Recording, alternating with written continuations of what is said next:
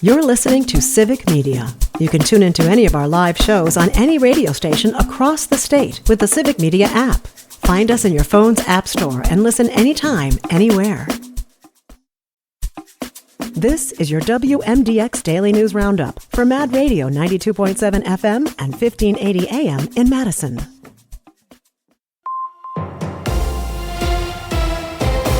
For 92.7 WMDX News, I'm Savannah Tomei Olson. State lawmakers are introducing bills that would change Wisconsin elections. Both Republicans and Democrats have their own proposals, but they introduced them together at a press conference, a rarity here in Wisconsin. Republican Representative Scott Krug from Nakusa presented the Republican plans. His bills include standardizing drop box rules, creating standard early voting hours, and new rules for election observers. One of the most notable among his plans, a bill to allow poll workers to begin processing absentee ballots on the Monday before Election Day. Most states allow that, but Wisconsin does not. A similar bill last year was blocked by Republicans in the state Senate. This package that I'm looking to introduce this week does take into account a lot of the things that President Trump has said about elections. We need safety, we need security, we need to know who voters are, but we also want to make sure that we understand that we set the line in Wisconsin, that we have our own election system. Meanwhile, Democrats' proposals largely focus on increasing voter education and accessibility.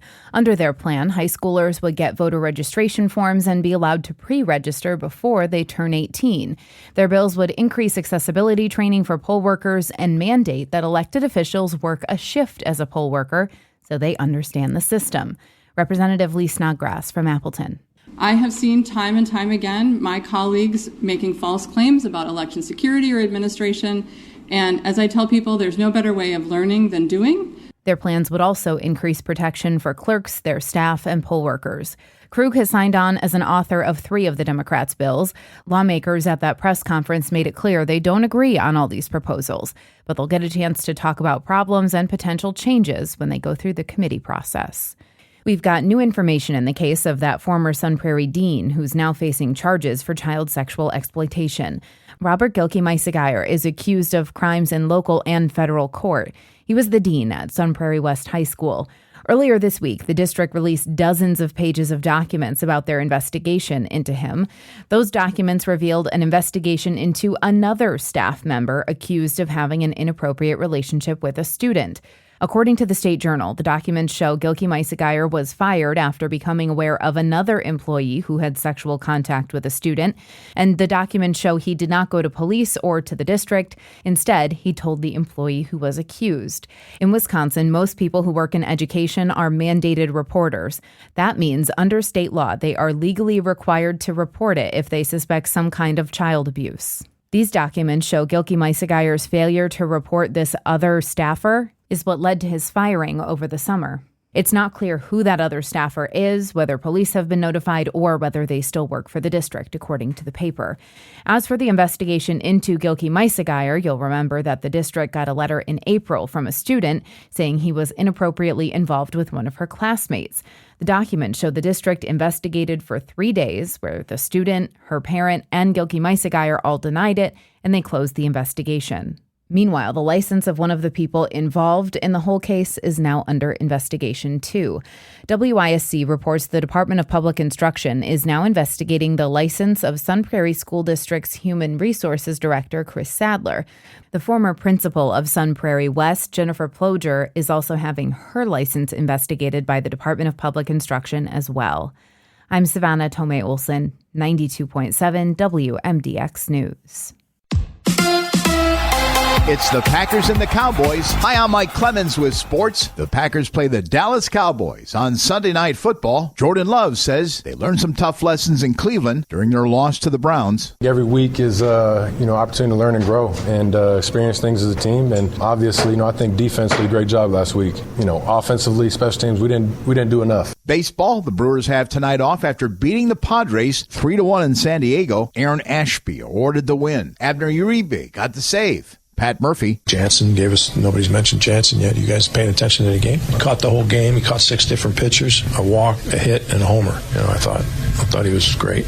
Yeah, catcher Danny Jansen out of West High School in Appleton, Wisconsin, on coming back to Milwaukee against the Reds with the magic number down to 1. Yeah, it feels great. Good momentum going home for the final 3 games. In front of our home crowd is going to be amazing. That's the Brewers' Danny Jansen. With sports, I'm Mike Clemens. On your entertainment beat, I'm Pete Schwaba. There will be some new characters in the second installment of the Wicked feature film franchise. The Wicked 2, more specifically, Wicked for Good trailer just dropped, and it features Dorothy, the Scarecrow, and Tin Man. Universal says this is the final trailer before the film's release November 21st of this year. Wicked for Good is a follow-up to 2024's Oscar-nominated Wicked. If you're looking for a new sports documentary, you're in luck. Clemente is the story of one of the best baseball players ever whose career in life ended way too soon. It is now available for streaming on the History Channel and explores baseball great Roberto Clemente's life on and off the field from his early struggles to becoming one of the best players in the game, as well as one of the most beloved. Clemente died in a plane crash in 1972 while delivering aid to Nicaragua. The film is executive produced by basketball great LeBron James and film directing great Richard Linklater. Jimmy Kimmel made an emotional return to his talk show Jimmy Kimmel Live Tuesday night. The host delivered a 17-minute monologue where he still did not hold back against the FCC or the Trump administration, but did clarify he never intended insensitivity toward Erica Kirk or the Kirk kids, even tearing up a bit throughout the monologue after an emotional few days. His biggest line of the night was probably after he played a clip of the president saying Kimmel doesn't have good ratings. When the camera went back to Jimmy, he said, "I do tonight," and the crowd stood and applauded like it did several times throughout the monologue or when he hugged Guillermo.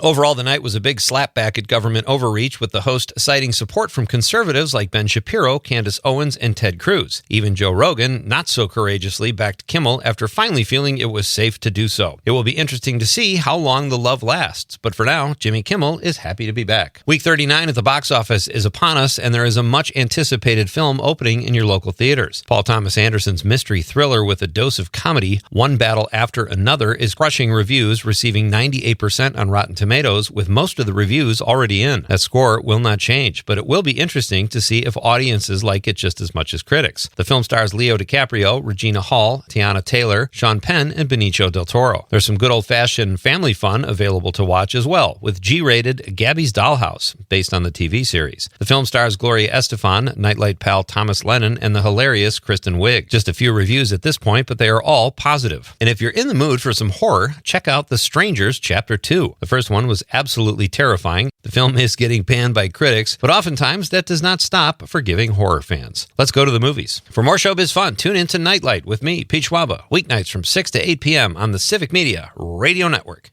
It is going to be mostly sunny today with a high in the mid-70s this afternoon. Tonight, mostly clear. We'll drop down to around 53 for a low. Tomorrow, sunshine with a high of 81. We're going to keep the sunny, dry weather rolling through the rest of the week, the weekend, and well into next week. I'm meteorologist Sean Cable. Currently, it's 51. That's your WMDX Daily News Roundup from Civic Media. Subscribe to this podcast on Spotify, Apple, or wherever you find your podcasts. Find more news at mad.radio. The national news cycle never stops, but it can be hard to find news about your local community. Civic Media is dedicated to providing quality local and state news coverage across Wisconsin. With the Civic Media app, you can get notifications about local stories that matter to you and your community. Find the free Civic Media app in your phone's app store and choose notifications from the menu to tell us what kind of news you want to hear about.